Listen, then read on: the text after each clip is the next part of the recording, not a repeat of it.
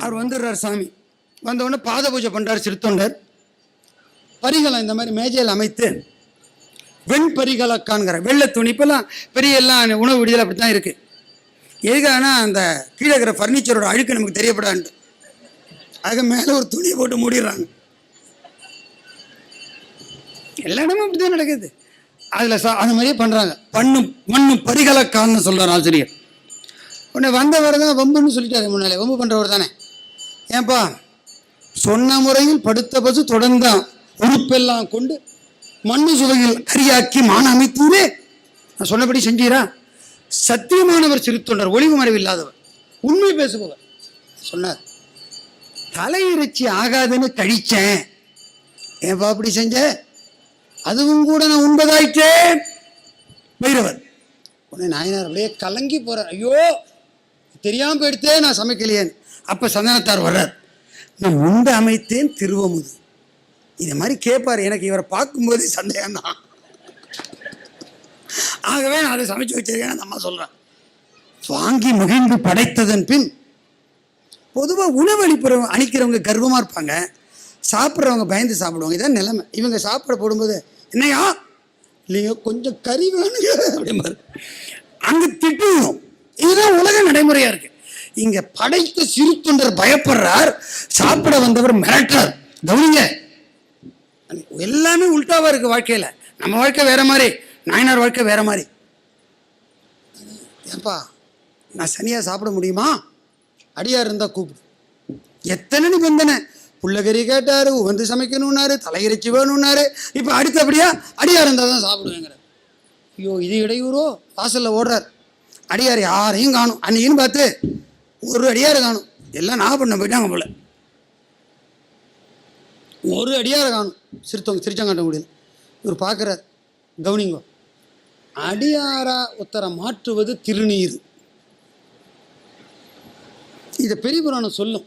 பூதிமை கனிந்து வேந்தன் புனிதனாய் உய்ந்த போது. கவுனிங்கோ, மிருகமா இருக்கிறவனை மனிதனாக்கி மனிதனா இருக்கிறவரை புனிதமாக்குவது திருநீர்.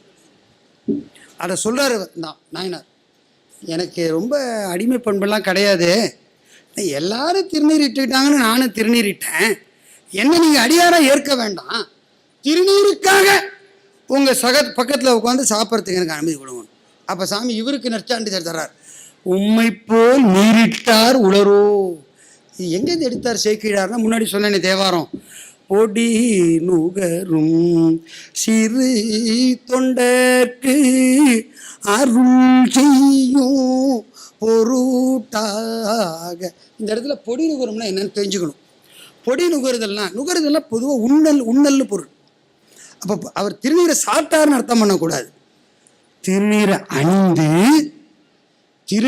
அணிந்தவரை பரசிவமா பார்த்தவர்னு அர்த்தம். இது பெரிய புராண தொடர் கொண்டு சொன்னா, தொன்மை திருநீற்று தொண்டின் வழிபாட்டின் நன்மை கண் என்ற நலமென்றும் குன்றாதார். ஏனாதியார் புராணம். திருநீர் அணிஞ்சா போராது, அணிஞ்சவங்களை சிவமா பார்க்கணும். இது இன்னும் தெளிவா சொன்னா திருக்குறிப்பு தொண்டர் புராணம் சொல்லும். ஆணையாம் என நீர் கண்டு. ஆணைங்கிறது என்ன தெரியுமா பொருள்? ஆதிசக்தி, புரோதனா சக்தி. ஈஸ்வருடைய அருட்சக்தி 5: பறை, ஆதி, இச்சை, ஞானம், கிரியை. இதில் ஆதிசக்தி தான் உயிர்களோட ஒன்றாய் வேறாய் உடனாய் கலந்து நிற்கும். அதை துரோதானம் வாங்க. அந்த சக்தியா வருவது திருநீர். இப்போ அவர் உண்மை போல் நீரிட்டாரோ உட்காரு அப்படின்ட்டார். சாப்பிட உட்காண்டார். சரி, நமக்கு படைச்சதில் இவருக்கு கொஞ்சம் பழங்கோன்னா இந்த இலையில் இருக்கிறத கொஞ்சம் எடுத்து அந்த இலை சிறுத்தொண்டை இலைக்கும் வச்சா திருவன் காட்டாமா. சாப்பிட போகிறார். யார்? சிறுத்தொண்டர். இது வரைக்கும் சிறுத்தொண்டர் முன்னூட்டி பின்னுன்பது தான் நீதியாக கொண்டவர். இந்த வந்தவர் எல்லாத்துலேயுமே இதான எடை கூடமாக பண்ணிட்டு இருக்கிறதுனால சரி முதல்ல சாப்பிடலான்னு சொல்லிட்டு சாப்பிட போயிட்டார். தடுக்கிறார். இல்லையா, ஏன் 6 மாதத்துக்கு ஒரு தடவை தான் நான் சாப்பிடுவேன்னு சொன்னேன். நானே இன்னும் சாப்பிடல. ஒரு நாளைக்கு 3 வேளை சாப்பிட்றீர்.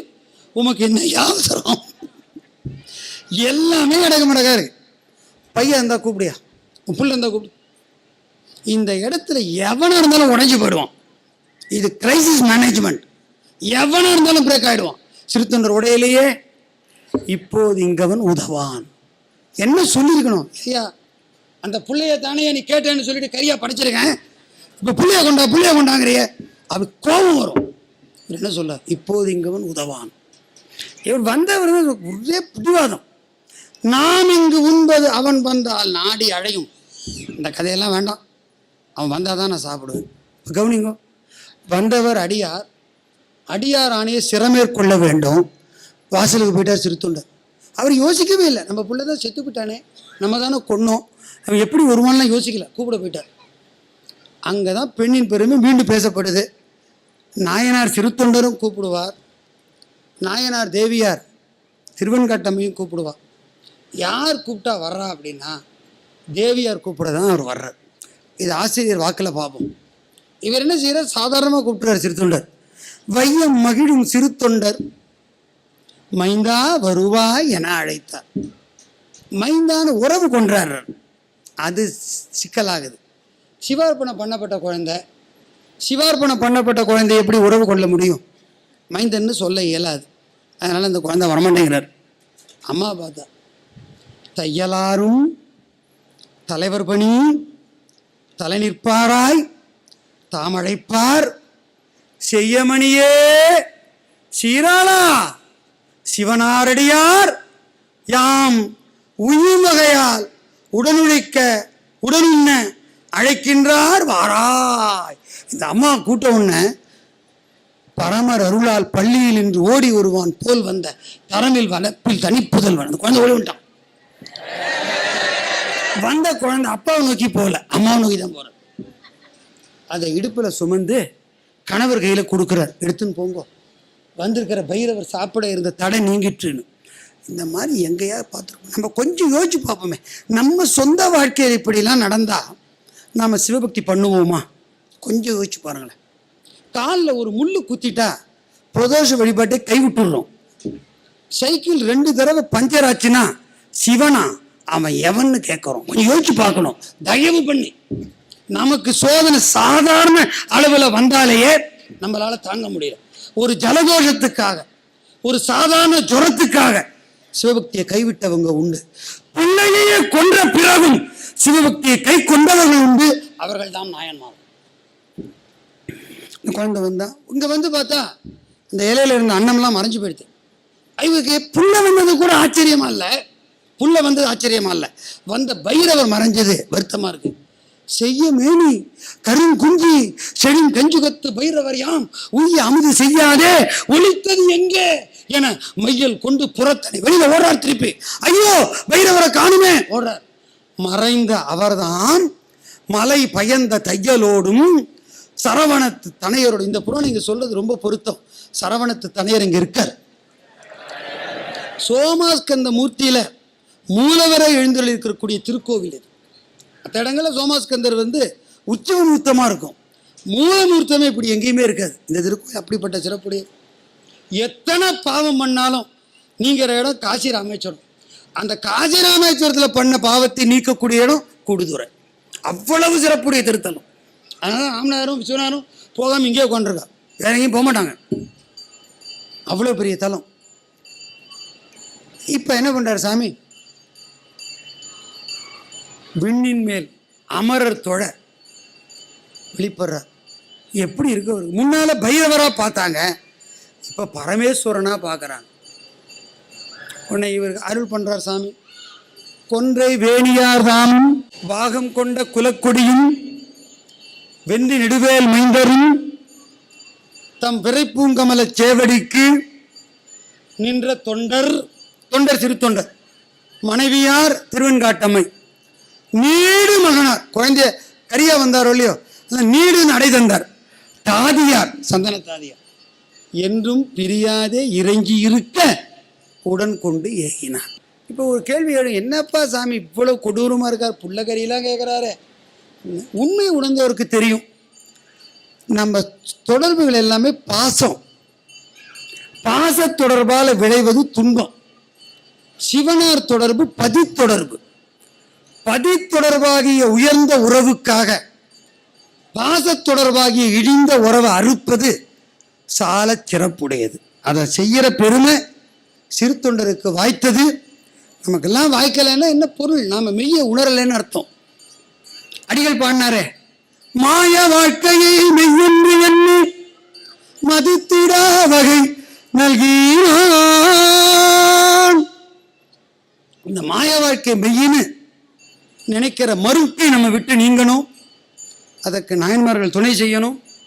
கடைசி பாட்டு சொன்னேன், ஆறு சடைமேல் அணிந்தவருக்கு அடியார் என்று கரியமுதா ஊரில்லாத தனிப்புதல்வன் தன்னை அறிந்தங்க அமுதூட்ட பேரு பெற்றார். கவனிங்கோ, இவர் புள்ளிய கொடுத்ததுனால பேரு பெற்றாருங்கிறார். நம்ம என்ன தெரிஞ்சுக்கிறோம்னா, சைவ தொண்டு மிகச் சிலருக்குத்தான் வாய்க்கும். வாய்க்கின்ற அந்த தொண்டினை வாழ்வாக கருதி, பேராக கருதி, பீடு சேர் பெருமையாக கருதி நாம் வாழ்தல் முயலல் வேண்டும். அதற்கு நமக்கு பெருந்துணையாக இருப்பவர்கள் நற்குல மாதராகிய பெண்பாளர். அந்த பெண்பாளருக்கெல்லாம் பெரியவளாக அன்னை பன்னார்மொழி அம்மை இருக்கின்றாள். அவளே பெண்ணின் நல்லவளாக பெருந்தவ கொழுந்தாக எண்ணில் ஆகமும் இயம்பிய இறைவரை அவர் விரும்பும் உண்மையாவது பூசனை என்ற கேட்ட அளவிலே அவரை பூசித்தாள். வஞ்சம் நீக்கிய மாதவம் புரிந்தாள். அருந்தவமாகிய பெருந்தவம் புரிந்தாள். அது என்ன என்று சொல்லி நிறைவு செய்து கொள்கிறேன். நெஞ்சம் ஈசனை காண்பதே விரும்பி நிரந்தரம் திருவாக்கினில் நிகழ்வது அஞ்செழுத்துமே ஆக ஆளுடைய அம்மை செம்மற்கரம் குவித்திரஞ்சி தஞ்சமாகிய அருந்தவம் புரிய என்று பதிவுராணம் சொல்லும். இப்ப தஞ்சமாகிய அருந்தவம் என்ன? நெஞ்சத்தில் ஈசனை மட்டும்தான் பார்க்கிற ஆசை இருக்கணும். வாக்கில் அஞ்செழுத்து மட்டும்தான் இருக்கணும். கைகள் அஞ்சலித்த வண்ணமா இருக்கணும். கைகள் அஞ்சலித்த வண்ணமா, வாக்கு அஞ்செழுத்த ஓதும் வண்ணமா, நெஞ்ச இறைவரை நினைத்த வண்ணமா இருந்தால் அது தஞ்சமாகிய அருந்தவம். அந்த தஞ்சமாகிய அருந்தவத்தை நாமும் செய்யும் வண்ணம் அன்னையாகிய பிராட்டியார் அருள்வாராக. கேட்ட அத்துணை பேருக்கும் நாயன்மாருடைய கருணை நலம் பெற வாய்க்க வேண்டும், வாய்த்து பெருக வேண்டும், பெருகி பீடு தழைக்க ஓங்க வேண்டும் என சொல்லி என்னுடைய உரையை முற்றுரையாக ஆக்கிக் கொள்கிறேன். வணக்கம்.